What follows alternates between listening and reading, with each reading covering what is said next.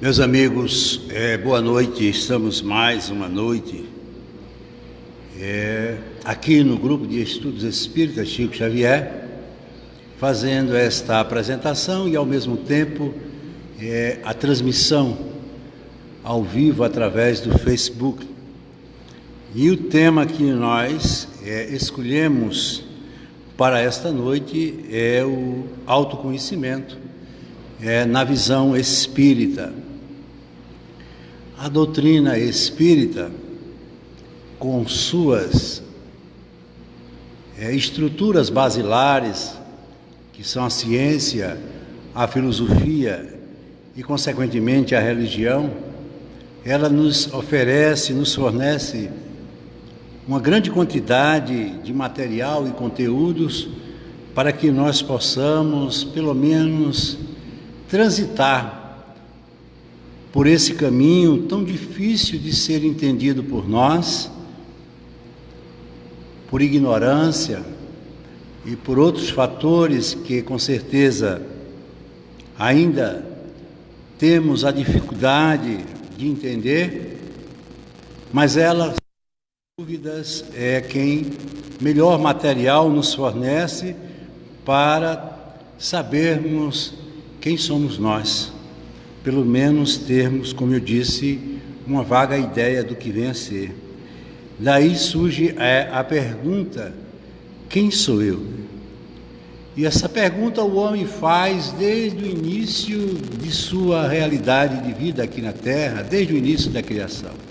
O próprio homem primitivo, o homem da caverna, ele já, de uma forma meramente instintiva, por ser ainda muito limitado em termos de conhecimento, mas ele vivia em busca do conhecimento da sua essência, da sua natureza. E, consequentemente, isso que é, para todos nós, algo de maior dificuldade, que encontramos para delinear a nossa vida e estruturar os nossos caminhos. Vivemos num mundo onde a materialidade, como nós vamos ver, os valores materiais, eles têm uma predominância muito maior do que os valores espirituais. E, consequentemente, isso deixa em cada um de nós uma série de dúvidas, e essas dúvidas nós precisamos, aos poucos, tentar tirar, para que possamos, posteriormente, ou em outros momentos da nossa experiência, termos um pouco de conhecimento acerca de nossas vidas. E aí Allan Kardec, ele, na pergunta 919 do Livro dos Espíritos, ele, de forma muito objetiva, como sempre, ele pergunta: qual o meio prático e eficaz para se melhorar nesta vida e resistir aos arrastamentos do mal? Veja que a pergunta, ela se refere exatamente aos objetivos da vida. O que é que eu devo fazer para ser uma pessoa melhor? O que me torna uma pessoa melhor? O que me faz ter forças para resistir ou até mesmo para superar as minhas dificuldades? Vencer as tentações, como o próprio Jesus tanto falou, tentações essa que muitas vezes é o motivo de grandes conflitos que o homem passa a carregar ao longo de toda a sua experiência.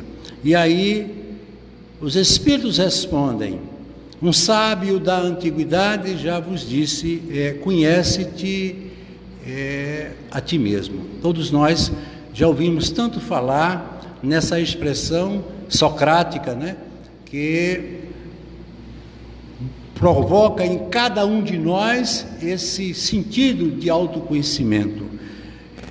Consequentemente, lá em Delfos, segundo narram-nos os historiadores, que bem abaixo dessa expressão, desta afirmativa, existia uma outra que os homens não perceberam tanto, que dizia exatamente: nada de excesso. Isso é muito importante, porque o que tem sido motivo dos nossos desencontros, dos nossos sofrimentos, talvez seja os excessos. As leis de Deus, ou a lei de Deus propriamente, ela é uma lei que, além de ser uma lei de méritos, ela se estabelece exatamente dentro do critério dos limites. Você já observa no seu cotidiano que todas as vezes que nós excedemos os nossos limites, pagamos um preço muito alto por isso. Quer seja nas nossas atitudes cotidianas, no dia a dia da nossa vida social, quer seja até na nossa parte afetiva, na nossa parte alimentar. Comer é uma coisa muito saudável e necessária, mas todas as vezes que nós comemos e comemos por excesso, em excesso nós pagamos um preço, que é uma resposta que o nosso corpo dá. A nossa mente também nos dá respostas, muitas vezes em forma de distonias mentais, quando nós excessivamente utilizamos a nossa mente. O estresse, a ansiedade, tudo isso recai exatamente nessa realidade, que é exatamente a lei do excesso. Ou melhor, a lei do limite, que todos nós ainda temos dificuldades para com ela trabalhar. Mais adiante, ele coloca para estudo, para avaliação nossa, as leis cósmicas ou leis universais. Vocês observam que nós falamos muito de lei. As leis são exatamente as grandes cobradoras das nossas liberdades, em todos os sentidos da vida. E, consequentemente, é a lei mais importante, e que ele enumera como sendo a primeira lei aqui, que é a lei da evolução. Tudo no mundo, tudo na obra divina, tem como propósito evoluir. Ninguém pode jamais fugir do processo da evolução.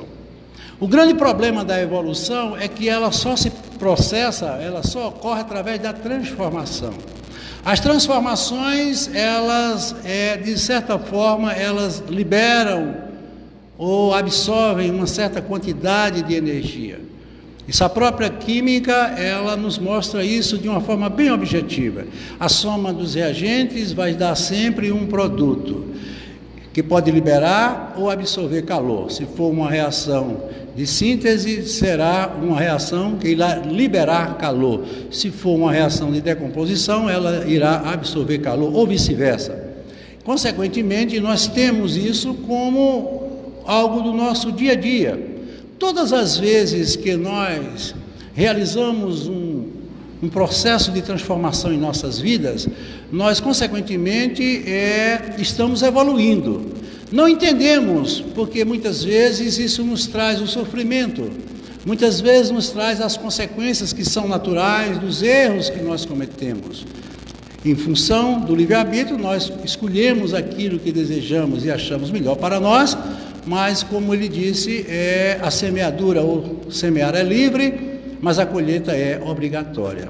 Então, desde uma bactéria na sua constituição mais elementar até um ser humano em toda a sua complexidade, a cada momento está processando as suas transformações para o seu processo de evolução. E aí você vai dizer, mas e as pessoas que muitas vezes elas perdem os seus patrimônios, elas perdem a sua condição social, elas perdem a sua... Muitas vezes, por motivo de uma doença, elas perdem a saúde, mas a evolução, ela não se enquadra dentro desse processo. Essas perdas, elas não têm nenhum sentido dentro do que eles chamam de evolução. Talvez, muitas vezes, uma doença provoque em mim uma evolução. Por que não? Talvez essa doença vá me mostrar coisas que eu não via quando saudável. Por isso que ele disse, quando a gente não evolui com amor por amor, a gente evolui através da dor. Então, coisas em nossas vidas que muitas vezes estão nos dando um sentido de um processo de decadência, de involução, pode ser o melhor de todos os meios que nós encontramos para o nosso processo evolutivo. A pobreza talvez seja um dos fatores de maior importância na vida de uma pessoa que precisa exercitar a humildade. É muito difícil você ser humilde e portador de riquezas, mas a humildade já nos dá naturalmente uma condição para exercitar esse sentimento. E talvez tenha sido ele um dos motivos de eu ter voltado, como nós vamos ver nessa segunda lei, que é a lei da reencarnação. Ninguém consegue jamais, numa só existência, numa só experiência, vivenciar todas as experiências que um ser imortal como nós, na condição de alma ou espírito encarnado, devido ao grande projeto da evolução da vida, porque nós não temos ideia do nosso começo e não temos ideia do nosso fim. Isso é verdade. Esse quem sou eu nos limita apenas a ter uma vaga lembrança ou um vago conhecimento do nosso meio, o momento em que eu estou vivendo. Nenhum momento na minha vida é mais sublimar, mais fundamental e mais importante do que esse momento que eu estou vivendo. Tudo que eu sou está dentro de mim agora, como também dentro de vocês.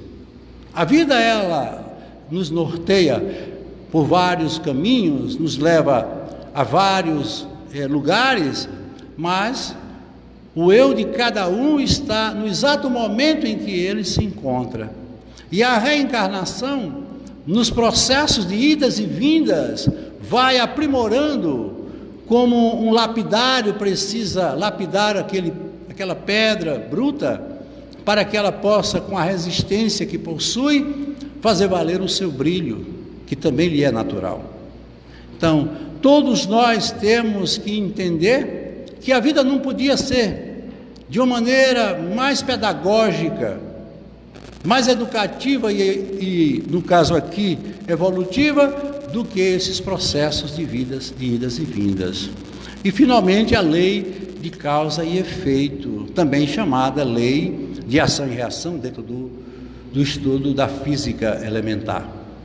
Então, o que é que ele quer dizer com essa lei, a lei de causa e efeito? Que tudo na vida é consequência do que se faz. Nada em minha vida, na sua vida, na vida de qualquer um, é motivo ou uma proposta do acaso. Se Deus é causa, uma causa primária e uma inteligência que criou e cria tudo que hoje faz parte de todo o universo de nossa vida, isso faz parte de nós e nós fazemos parte de tudo isso. Consequentemente, todos estamos envolvidos nesse processo. E daí nós começamos, através do livre-arbítrio, que é o direito que ele nos concede, através do poder que ele depositou e tem depositado dentro de cada um de nós. Por isso que eu sempre digo, nunca peça nada a Deus, porque Deus já existe como poder dentro de você, e além disso, com o livre-arbítrio, com a condição de você escolher. E por que é que eu enveredo muitas vezes pelo caminho do mal? Muitas vezes me torno uma pessoa tão difícil, porque eu me afasto dele. Todas as vezes que o homem se afasta da lei, ele se caracteriza-se como um marginal, ou seja, ele está à margem. O que é que ele quer dizer com isso? Porque o verdadeiro caminho, esse caminho que foi pregado até pelo Siddhartha Gautama, o Buda, é o caminho do meio. O caminho do meio é aquele caminho onde a gente não pende mais para um lado nem para outro. Eu já comentava um certo dia que nós não podemos esquecer que Deus nos concede e dar a direção. Todos temos uma direção a seguir. Partimos de um ponto e com certeza iremos para um outro ponto. A direção é exatamente isso. Mas o que Deus espera de cada um de nós é o sentido da vida. O sentido é aquilo que pende para um lado ou para o outro. Ou você pende para o bem ou pende para o mal. É uma opção sua. Todas as vezes que você pender para o bem, você se enquadra dentro da lei de Deus, que é uma lei de amor. O amor é a maior de todas as realidades da construção da vida. Tudo que Deus criou ele utilizou essencialmente o amor. Por isso que a gente fala tanto no amor de Deus. Se você olhar a natureza, ela nos dá uma resposta direta disso. Você não vai encontrar em nenhum meio natural nada que não exista o amor de Deus. Até nas desordens, nos conflitos, nas catástrofes, em tudo está se movimentando e se mantendo por uma força poderosíssima, que é a força do amor de Deus. E se nós somos a criatura que veio do Criador, cuja condição é de ser onipresente, onipotente, onisciente, soberanamente bom e justo, então nós estamos com tudo e não sabemos o que temos. Para tanto, é preciso, no desenrolar de toda a nossa trajetória de vida, nessa longa estrada que iremos caminhar, que é a direção, encontrar o sentido da nossa vida. Daí a pergunta: quem sou eu?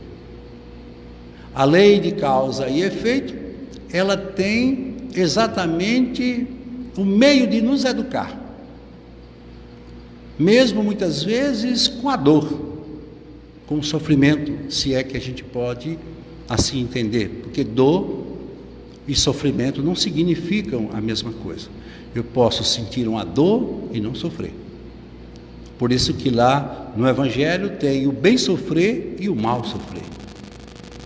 Porque ele disse no próprio Sermão da Montanha, como a primeira condição: bem-aventurados os pobres de espírito, porque terão o reino de Deus. Olha, o pobre de espírito não é o pobre como nós entendemos aqui na terra. O pobre de espírito, ao qual o mestre se referia, é o humilde, o ser humilde. A humildade é a condição essencial para que a gente possa começar a encontrar o sentido da vida. E aí, quando você vê, num outro momento da bem-aventurança, ele dizer: bem-aventurados os que choram. Olha aí, ele chamando a gente para a atenção desse quesito tão importante: chorar. Por que não? Porque nós vivemos num mundo onde o processo da evolução nos leva aos conflitos. Eu costumo sempre dizer: o que mais de igual existe entre nós é a diferença. Se fôssemos todos iguais, nós não caberíamos nesse projeto, porque nós não teríamos como evoluir. Nós evoluímos exatamente com a diferença. Eu não posso ter uma ideia do bem se eu não tiver uma ideia do mal. Eu não posso ter uma ideia do que possuo se eu não tiver uma ideia daquilo que perco. Eu não posso ter uma ideia do que tenho se eu não tiver uma ideia daquilo que não tenho. Então você veja que a vida, ela é um projeto dicotômico, ou seja, ela é estruturada em partes que se contrapõem. E os maiores conflitos que nós carregamos com relação a esse processo de contraposição é dentro de nós mesmos. Os nossos mais ferrenhos inimigos, os nossos maiores inquisidores, as nossas sombras, como nós vamos ver, são elas que nos metem mais medo. E, no entanto, nós delegamos sempre aos outros as nossas ameaças. Então, essas leis, elas são fundamentais. Não há como você hoje não querer aceitar a lei da reencarnação. Seria um Deus extremamente injusto se Ele nos desse como ponto de partida condições tão diversas para todos nós. Porque é que uma criança nasce em plena saúde, com todas as suas funções vitais, locomotoras, mentais, em perfeito estado, e nasce uma outra sem ter nada disso, totalmente mutilada, previamente, crianças que não veem, não andam, não falam, não pensam, aonde foi que Deus errou? Ora, isso é o que existe de mais importante em todo esse projeto de transformação. Porque quando você realiza uma experiência, você sabe que ela pode lhe dar um bom resultado ou um mau resultado, porque é uma experiência. E a vida humana, ela nos pauta e nos norteia através das experiências. Tudo é experiência. Quando você conhece uma pessoa, na realidade você não conhece uma pessoa. Quando você se associa, se liga a alguém, você não deixa de ser um estranho para ela, como ela também passa a ser um estranho para você. O que vocês vão encontrar um no outro é o persona, é o ego, o self, o ser. Esse, nem nós temos pleno conhecimento dele.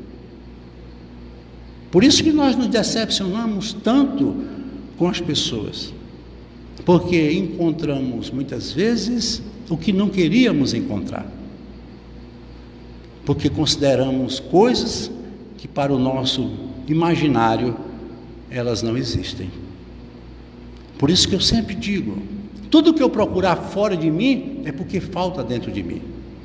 Porque a convivência humana não deixa de ser uma sociedade perfeita, onde as partes são iguais.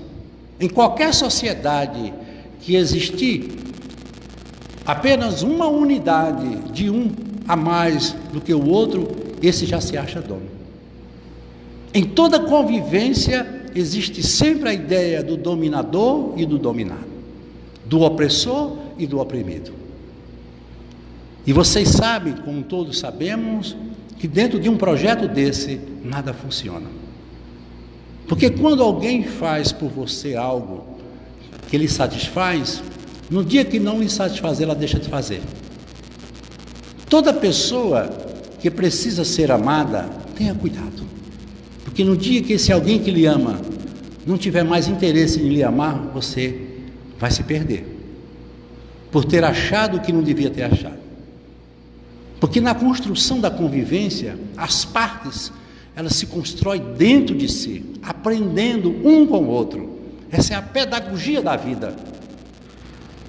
Esse quem sou eu é exatamente o que eu vou construir dentro dessa convivência.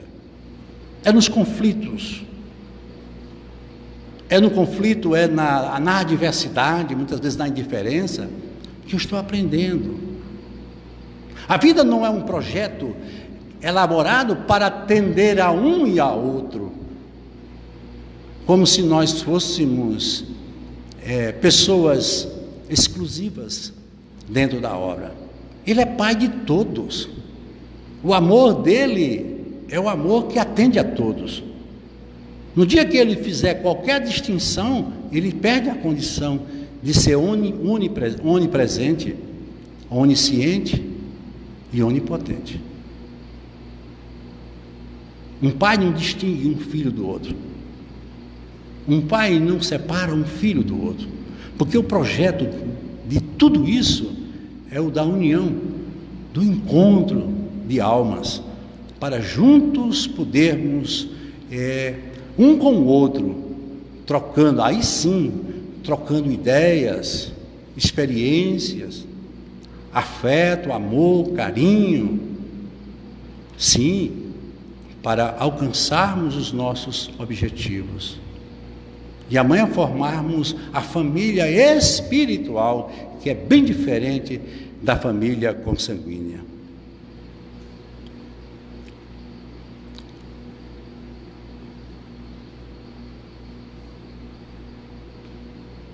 A jornada da alma, como ele está nos mostrando aqui. Você veja que aqui ele faz uma demonstração muito clara, né, entre caminho e sentido. Foi o que nós comentamos, né, o que nós falamos agora há pouco, que todos nós partimos de um ponto. Isso é a direção da vida. Senão ela não teria sentido de existir ou em existir. E vamos chegar até o ponto B. Você vê que no início aí do ponto A, ele mostra as reencarnações. É como se nós tivéssemos como parâmetro para explicar a seguinte condição. Eu sou uma pessoa e tenho como profissão um engenheiro hidráulico. Trabalho com hidráulica e tenho que fazer um trabalho no fundo do mar. E para que eu execute esse trabalho, eu preciso de uma roupa, de um equipamento, porque lá eu não posso ficar sem ele. E aí eu uso, vamos supor, um escafandro, que é aquele instrumento que o homem utiliza para ficar no fundo do mar. E durante o período em que ele está realizando aquele trabalho, aquela tarefa, ele não pode sair de dentro daquele equipamento, porque ele não tem como ficar fora. Quando ele termina aquela experiência, independente do tempo que for necessário, ele volta, retira aquele equipamento e volta a ser quem ele era. Qualquer pessoa que observe ele no fundo do mar não vai chamá-lo pelo nome, não vai ter ideia nem de quem é, vai chamá-lo apenas de um mergulhador. Um mergulhador está no fundo do mar executando uma tarefa.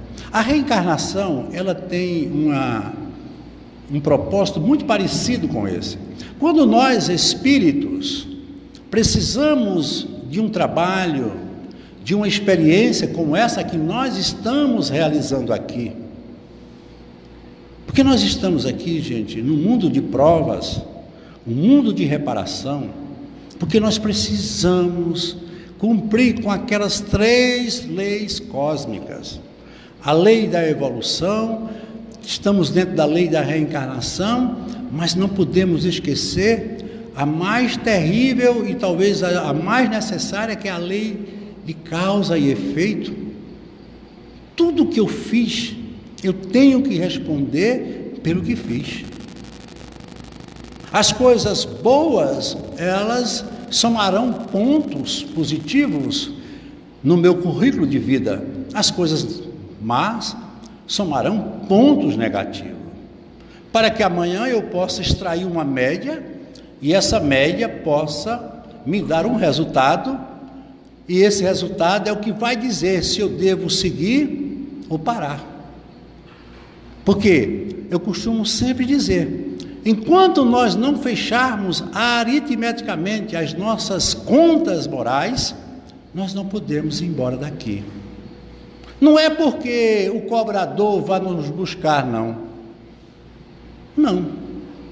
É porque o débito, gente, ele não é financeiro. O débito é moral. Financeiro é a pendência. Pendência é aquilo que eu devo fazer, mas eu não posso fazer, ficou pendente. Agora, o débito é aquilo que eu posso pagar e não pago, porque não quero me esforçar, não quero me desfazer de um bem. Por exemplo, um pai que se omite da educação do seu filho, podendo dar a ele todas as orientações, porque pai não educa filho e nem professor, a educação é nata. Educar significa de dentro. Os nossos pais, os nossos mestres, eles nos orientam. Nem Jesus educou, Jesus nos orientou. Ele é o mestre. Ele não foi à procura de um, do outro, ou seja lá quem for, para dar o seu exemplo de espírito perfeito que ele é.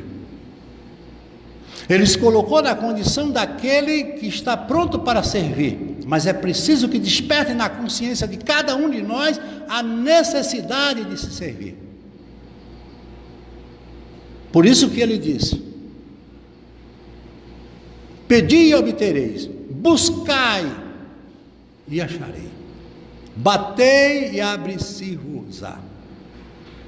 Não é só pedir, como muitos vão para as casas espíritas, para os seus templos, para as igrejas, apenas com o intuito de pedir a solução dos seus problemas.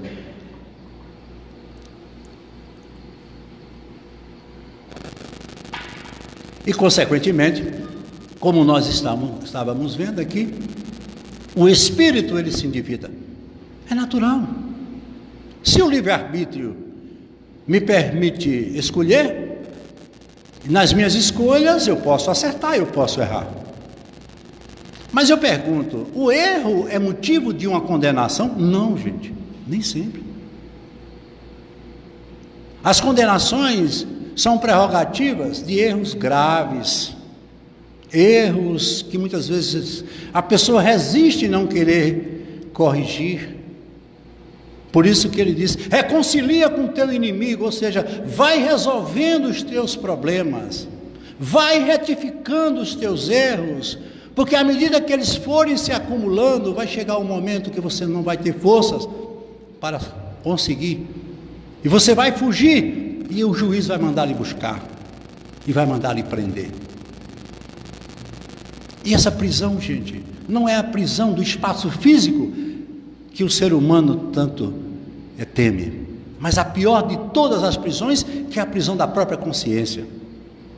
Ainda ontem a gente comentava, por isso que o criminoso volta sempre ao local do crime, e eu não entendia, por que ele volta para o local do crime, que eu nunca vi falar disso. O criminoso, quando pratica um crime, ele quer ir embora, fugir, mas é inconsciência, o mal que ele fez permanece dentro dele. Não vai ser uma prisão física, uma solitária, uma pena de morte, que vai tirar esse homem da sua prisão. Conhece-te a ti mesmo. Ele sabe o que fez.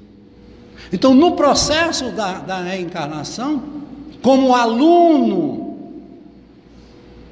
que tem pendências, eu costumo sempre dizer que o ano escolar cobra de todos nós, no final, uma frequência e uma média, que pode nos aprovar ou nos reprovar.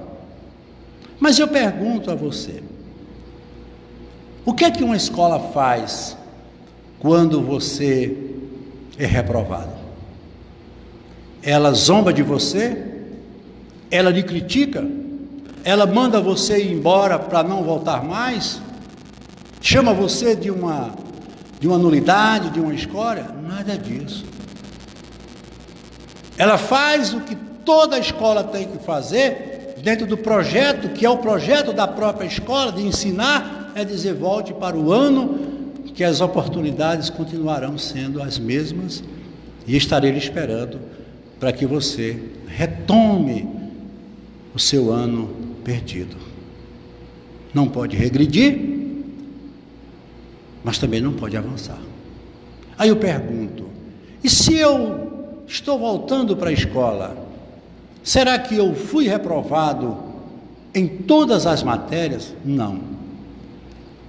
Não. Provavelmente não. Geralmente as pessoas mais penalizadas, elas têm uma pendência maior, mas ninguém é ruim de tudo. Por pior que uma pessoa seja, ela tem qualidade. Por quê? Porque existe uma essência divina, mesmo que ela desconheça, mas pelo menos alguns lampejos, alguns flashes de luz está se acendendo dentro dele. Porque eu digo sempre, ninguém coloca o incapaz para estudar ou aprender, porque ele é incapaz, ele não vai conseguir. Se nós estamos todos numa mesma escola, cada planeta desse é uma escola. Nós estamos numa escola de nível primário e precisamos ir para uma escola de nível fundamental ou nível médio. Mas como é que a gente pode se promover ou ser promovido se não temos conteúdo para tal? É preciso que cada um conquiste para si os meios para se promover. Não vá pedir, porque você não vai encontrar quem lhe der, e quem lhe der lhe fará um grande mal. Os nossos piores professores hoje são aqueles que nos deram uma resposta melhor de aprendizado, foram aqueles que mais exigiram, aqueles que eram bonzinhos, que facilitavam tudo. Eles talvez não tenham contribuído tanto, porque eles egoisticamente se descuidaram de nós e do papel que eles estavam representando. Então, muitas vezes, a dureza e a resistência da vida nos provoca ao autoconhecimento. Eu digo sempre, uma pessoa que se distraída e se condena, e se maltrata, e se martiriza, ela devia entender que talvez essa traição fosse um sinal para que ela pudesse entender que ela precisa se amar mais, porque a traição não é de quem é traído, é de quem trai. É um erro de quem cometeu tal desatino, uma coisa que pode acontecer. E o que é que se pode fazer? Reconduzir a vida, ver que tudo é possível dentro de uma convivência. Nós não estamos vivendo e convivendo com anjos, nós temos um anjo e um demônio dentro de nós. E qual é aquele que se manifesta? Aquele que eu alimentar mais. Porque muitas vezes o espírito reencarnante, como um aluno que volta para a escola na condição de reprovado naquela disciplina, ele não percebe, para que ele não permaneça naquela mesma condição de revolta, porque geralmente o reprovado, ele nunca se considera ele o culpado pela revolta, ele sempre quer botar a culpa ou na escola, ou no professor, ou na própria família, enfim, ele vai buscar fora o que ele não quer admitir que é estar dentro dele. E, consequentemente, ele vem com todas as dificuldades, mas a providência e a misericórdia divina coloca um anteparo para que ele não veja de forma tão nítida aquele quesito, aquela matéria que ele não foi bem sucedido. Mas todas as vezes que ele se aproxima daquela sala de aula, todas as vezes que ele se aproxima daquela disciplina, daquele professor, ele sente uma aversão. Quem de nós não sente determinadas aversões a determinados fatos da vida cotidiana, desde cedo? Todos nós temos um pouco disso. E talvez essa aversão, essa dificuldade, seja o motivo de eu ter vindo para cá. Não sei, pode ser. E aí o que é que ele tem que fazer? Ele tem que partir para um processo de superação, um processo de enfrentamento. Porque se ele permanecer com os mesmos pensamentos, com as mesmas ideias, mais uma vez ele vai incorrer nos erros e vai ser reprovado. Por isso que eu sempre digo, gente, vamos lutar mais pelas adversidades do que pelas igualdades. É muito fácil a gente ter uma pessoa perto da gente que compreende, que nos ampara, que nos protege. Isso é maravilhoso, esse é o projeto da vida. Mas a vida não é só isso, gente. Eu não sei o que foi que eu contraí, que herança eu possuo ao longo de todas essas experiências, para estar passando pelo que eu estou passando. Se o processo é educativo, tudo isso me convida a uma transformação por educação. E eu vou ter que, mais uma vez, enfrentar, como eu disse, esse inimigo que eu trago, e eu sou o grande causador da sua existência na minha vida.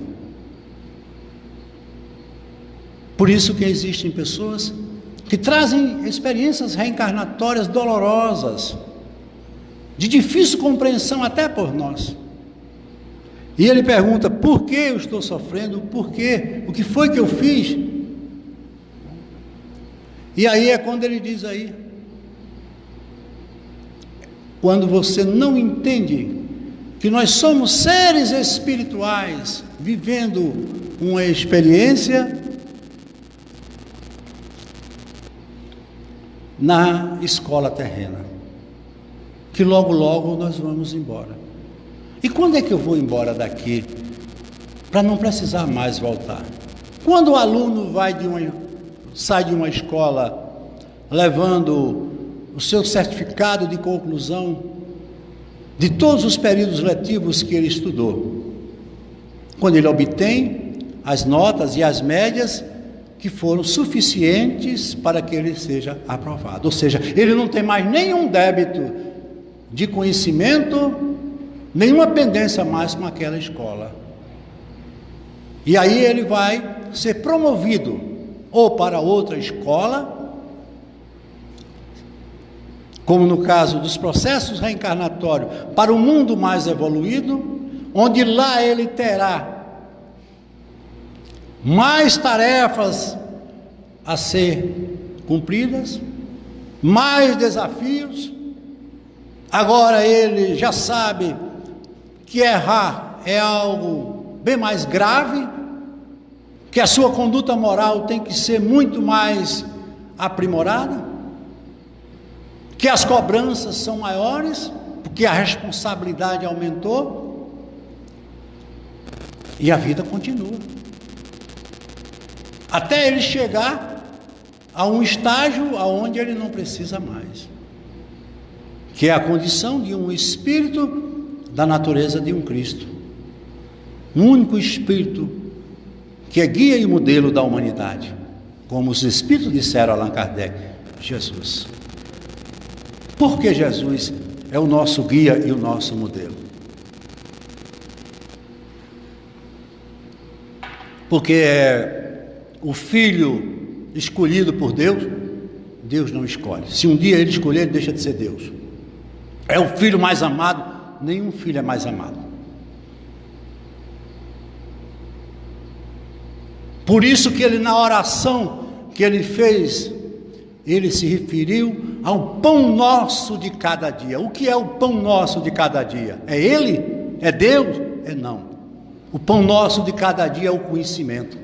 Que todos os dias eu tenha conhecimento de mim, que eu saiba quem sou eu. Sabendo quem sou eu saberei quem você é. Até porque quem você é talvez não seja o mais importante para mim. Por isso que ele pedia para não julgar. Não julgar. Se o processo é evolutivo, pela transformação, ele já passou por todas as transformações para ter que evoluir. Podereis fazer o que eu faço e muito mais. Podereis ser o que eu sou e muito mais. O que é que o professor diz ao aluno? Você terá todas as chances. Qual é a maior alegria do professor? É ver o seu aluno ser feliz e adquirir os conteúdos que lhe foram ensinados, e através desses conteúdos alcançar a sua felicidade. E ele era mestre nisso. Por isso que ele não olhava para o persona. Jesus nunca nos viu como pessoa. Nenhum. Quem é minha mãe? Quem é meu irmão? São todos espíritos matriculados numa mesma escola. Todos precisam aprender. Todos. Existem os mais adiantados e os mais atrasados. Por isso que a arte de servir, ela é tão importante. Porque aquele que eu estou servindo, um dia fui eu que precisei ser servido. Por isso que ele disse que não veja a mão esquerda o que dá a mão direita. Porque uma está ligada à outra. À medida que eu estou dando, eu estou recebendo. Porque toda pessoa que ensina aprende. Toda pessoa que faz o bem ao outro, primeiro faz a si mesmo. Toda pessoa que ama é amada, porque eu não acredito numa coisa que não existe dentro de você e que você dê ao outro. Tudo parte de um ponto, de uma matriz, de uma semente. Como é que eu posso ser bom se eu não tenho a bondade dentro de mim?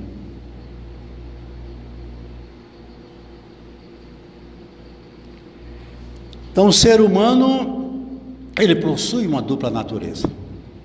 Então, como nós dissemos, na sua natureza material, ele é um ser mortal, mergulhado num corpo, sujeito às leis da matéria. Isso nós vimos. É minha condição, é a nossa condição. E eu pergunto, por que é que eu tenho que, nessa experiência, ficar mergulhado a um corpo, ou num corpo, sujeito às condições da matéria? Porque todos nós temos um poder imensurável. Todos nós possuímos todo um universo dentro de nós. Mas nós não sabemos usar. Vivemos num mundo onde a predominância do mal é muito maior do que a predominância do bem. E tudo isso é processado por uma única realidade, que é a mente que pensa. Porque nós somos o que pensamos. Imagine se nós, ao arquitetarmos ou pensarmos em fazer o mal ao outro, tivéssemos o poder de atingi-lo mente a mente. O mundo seria uma tragédia. As limitações do corpo físico, dando a nós apenas os sentidos naturais, a visão, a audição, o tato, o olfato, o paladar, é o suficiente para nos manter em condições limítrofes, em termos de evolução mental. Porque senão nós seríamos uma tragédia. Principalmente dentro de um mundo onde a desigualdade é tão grande, onde não existe respeito, onde os preconceitos estão acima de tudo. Até um dia desse, nós usávamos irmãos nossos em condições piores do que animal, e achávamos isso natural.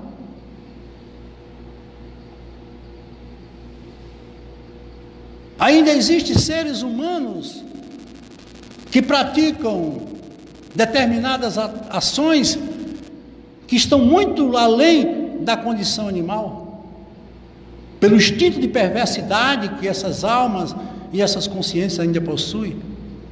E para tanto nós estamos presos a um corpo que nos limita às ações, até que um dia a gente aprenda a usar a mente de forma livre, praticando aquilo que é o amor de Deus no coração e na consciência, principalmente de cada um de nós.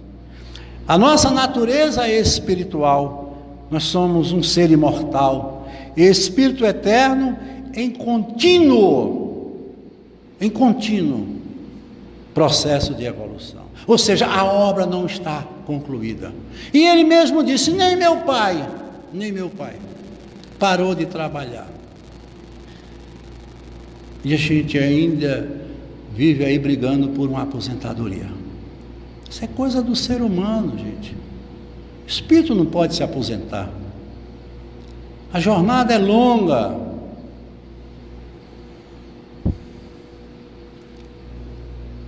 No livro que nós estamos estudando,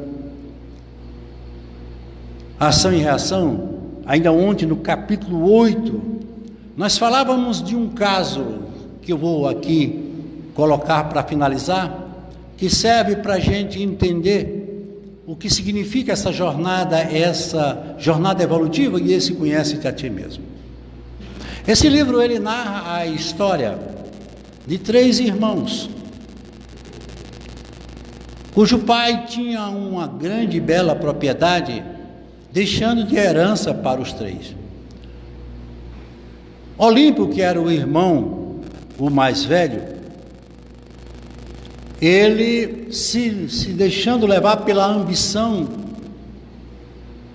e por uma astúcia maior, ele mata os 2 irmãos afogados de uma maneira muito perversa para tomar posse desta propriedade.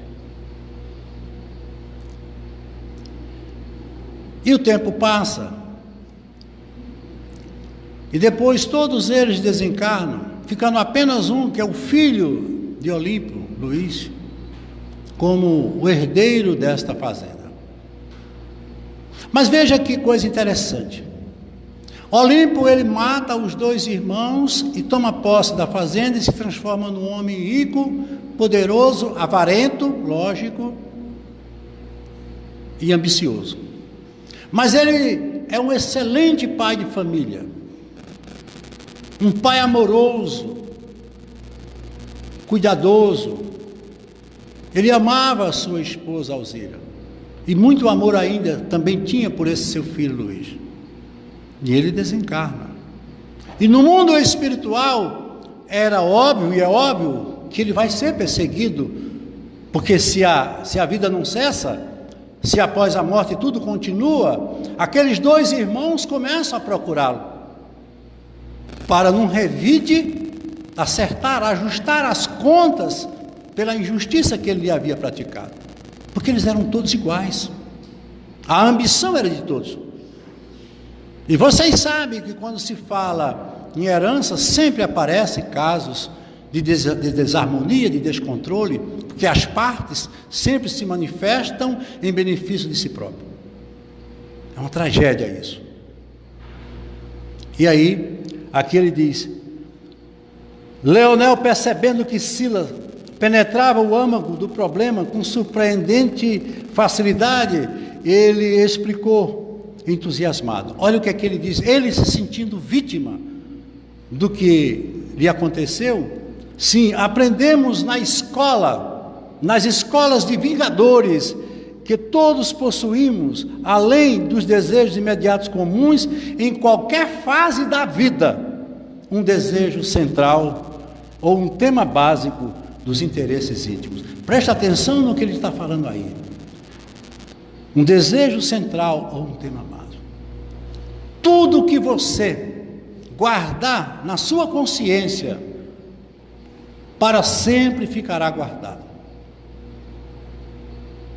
O mal que você fez permanecerá em você para sempre, até o dia que você tomar a decisão de ir a Ele e, num momento de reajuste, tentar não consertar, mas se redimir diante do mal, ressignificando aquele fato.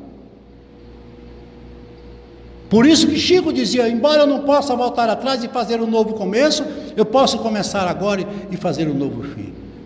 O que é que eu devo fazer para corrigir o mal que ele fez? Lhe fazer um bem. Lhe fazer o bem. Se o mal é o oposto do bem, para me opor ao mal eu tenho que fazer o bem. E vice-versa. Mas ele disse que todos trazem um desejo central. Quantos espíritos reencarnam aqui na Terra com esse desejo central?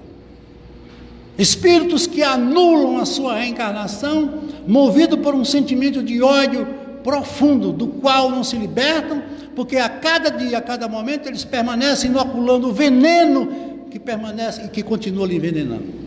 Eles se retroalimentam do próprio ódio, que foi o caso deles aqui. E o que foi que eles fizeram? Foram buscar no filho daquele homem, que pensava igual o pai, que era tão avarento como o pai, que trazia nas janelas da alma, portas, as janelas abertas, para que eles pudessem enveredar. Não encontrando o pai, eles passaram a assediar o filho.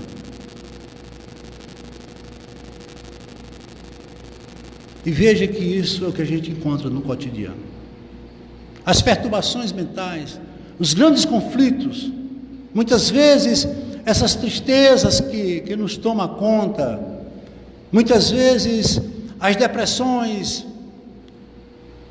as distonias mentais mais graves, até a própria esquizofrenia, que é um quadro mais profundo, tudo isso tem uma matriz. Talvez seja exatamente esse desejo central que nós não temos ele ainda como algo resolvido dentro de nós, que são as nossas sombras. Quando Jung falava no indivíduo, in significa não, de divisão, divisão de vida. Então, todos nós temos que ter como parâmetro de vida a unidade. Nós não podemos nos dividir entre a sombra e a luz, porque todas as vezes que nós mergulharmos nas sombras, nós iremos enfrentar os nossos pesadelos, que são exatamente esses desejos centrais mal resolvidos. Todo o mal que eu fiz permanecerá dentro de mim, até que um dia eu resolva. Não adianta querer fugir de uma coisa tão óbvia, porque a mente, ela não mente. Conhecer a mim mesmo significa conhecer as minhas próprias sombras, e não ter ela como algo que eu deixei de lado, mas que amanhã eu vou ter que encontrar. E por que é que eu tenho medo da sombra? Porque ela não me permite ver com clareza aquilo que eu deveria ver. O que é que uma pessoa em processo depressivo faz? Ela começa a se esconder da luz. A primeira coisa que ela evita é luz, contato, movimento. Por quê? Porque ela está em processo de decaimento. A sombra começa a surgir outros fatores. E por que é que eu me deprimi? Por orgulho. O depressivo é um orgulhoso nato, mas um orgulhoso sim, porque ele não quer aceitar o que ele deve aceitar. Ele tem que entender que ele tem pendências que precisam ser resolvidas, porque a tristeza é natural. Todos nós precisamos passar por um momento de tristeza, porque, como eu disse antes, são as avaliações que precisam ser feitas, mas permanecer na tristeza não é proposta para ninguém. Aí volto mais uma vez, reconcilia-te. Lógico que o processo é doloroso, não se resolve a troco de uma palestra, de um antidepressivo, de uma terapia, não. Eu sei lá, há quanto tempo eu trago essa sombra dentro de mim? Eu sei lá quanto ódio eu carrego dentro de mim para hoje eu ser uma pessoa odienta e não gostar de ninguém. Eu sei lá quanta tristeza eu carrego dentro de mim por não saber dar um sorriso. E vocês pensam que isso está na nossa realidade consciente? Não. Tudo isso é matéria de arquivos. São arquivos pesados.